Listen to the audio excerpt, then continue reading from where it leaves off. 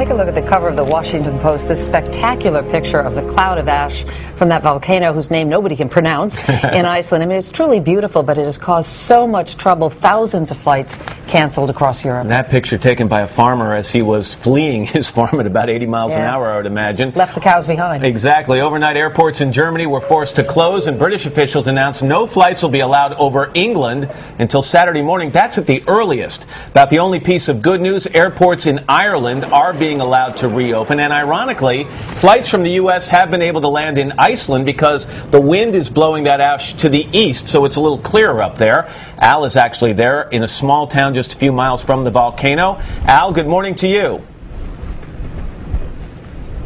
Hey, good morning, Matt. And the name of the glacier is Eyjafjallajökull, which actually means Island Mountain Glacier.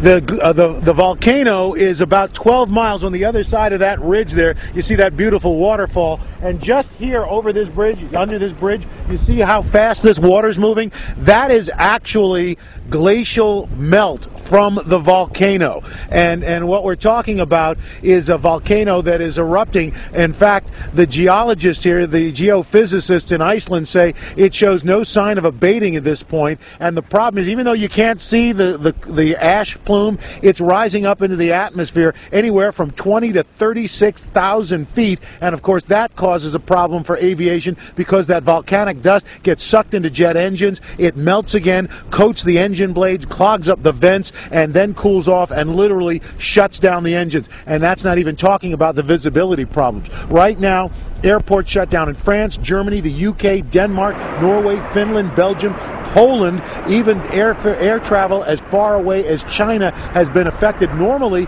on a Friday, you'd have 28,000 flights over Europe. Today, only 11,000. As you mentioned, the biggest aviation disruption since 9/11. And here's the big problem. The wind flow, the jet stream right now, up at about 20 to 25,000 feet. It's blowing out of the northwest across Greenland, across Iceland, and then to the southeast on into Europe. And here's the big problem. We are not seeing any change in this wind pattern for the next 5 to 7 days.